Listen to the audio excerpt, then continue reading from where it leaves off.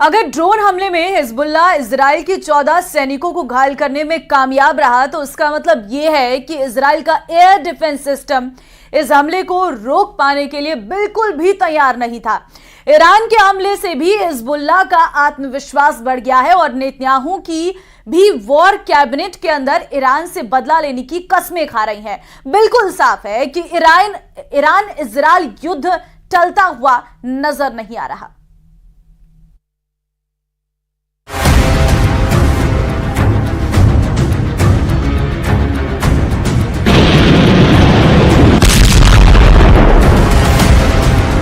Israel की तरफ से 100% कंफर्म हो गया है कि वो ईरान पर हमला करेगा।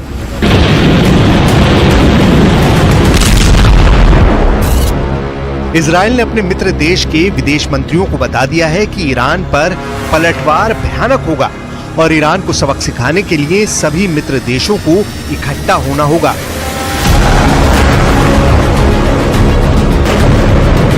पश्चिम एशिया की युद्ध पहेली अब धीरे धीरे खुल रही है।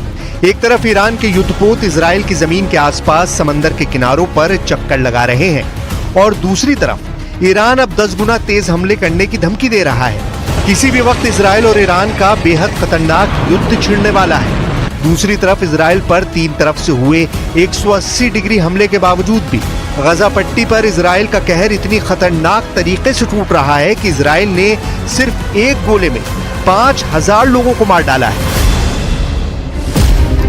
यह हमला गजा सिटी के अल-बस्मा IVF सेंटर यानी इन विट्रो फर्टिलाइजेशन सेंटर पर हुआ, जहां पर हजारों की संख्या में मानव भ्रूण रखे हुए थे। सबसे पहले हम ब्रिटेन के विदेश मंत्री डेविड कैमरून के उस बयान की चर्चा करेंगे जिसने इजराइल ईरान युद्ध पर 100% मोहर लगा दी है। दरअसल ईरान के पलटवार के बाद इजराइल के मित्र देशों के तमाम विदेश मंत्री, रक्षा मंत्री इजराइल के दौरे कर रहे हैं। ब्रिटेन और जर्मनी के विदेश मंत्रियों से इजराइल के विदेश मंत्री ने मुलाकात की है। इजराइल के रक्षा मंत्री योव गैलेंट ने इटली के रक्षा मंत्री से मुलाकात की है। इजराइल के अंदर ब्रिटेन के विदेश मंत्री डेविड कैमरॉन और इजराइल के राष्ट्रपति इसाक हेरज़ोग की मुलाकात हुई है और इस मुलाकात के बाद ब्रिटेन के विदेश मंत्री डेविड कैमरॉन ने साफ कर दिया है कि इजराइल ने ईरान पर पलटवार करने का फैसला कर लिया है। The situation is very concerning, but it's clear the Israelis are making a decision to act. We hope they do so in a way that does as little to escalate this as possible. Israel की राजधानी के अंदर और क्या चल रहा है इसके बारे में आगे हम बात करेंगे, लेकिन सबसे पहले आपको ले चलते हैं तेहरान, जहां ऐसी रणनीति बन चुकी है कि यूक्रेन और गजा पट्टी से भी भीषण युद्ध अटल हो गया है। एक तरफ ब्रिटेन के विदेश मंत्री डेविड कैमरॉन यह ऐलान कर रहे हैं कि युद्ध अटल है, इजराइल हमला करेगा, और दूसरी तरफ ईरान के उप विदेश मंत्री अली बागेरी ने एक बयान जारी किया है और बिल्कुल साफ साफ कहा है कि इजराइल को यह समझ लेना चाहिए कि ईरान इस बार इजराइल के हमले का पलटवार करने के लिए 12 दिन का लंबा समय बिल्कुल भी नहीं लेगा। इजराइल का हमला होते ही फौरन ईरान के पलटवार की प्रतिक्रिया मिल जाएगी और इजराइल को दहला दिया जाएगा। इजराइल की राजधानी तेल अवीव में इजराइल के मंत्री अपने साथी गठबंधन देशों के प्रतिनिधियों के साथ युद्ध की शुरुआत से पहले जबरदस्त बैठकें कर रहे हैं और दूसरी तरफ ईरान की राजधानी सेना दिवस मना रही है। लेकिन इस बार सेना दिवस तेहरान की खुली सड़क पर नहीं मनाया गया। इस बार ईरान ने सीक्रेट तरीके से एक बैरक के अंदर अपना सेना दिवस मनाया है, जबकि पिछले साल ईरान की सेना ने आयतुल्लाह रोहिल्ला खामेनेई के मकबरे पर सेना दिवस मनाया था।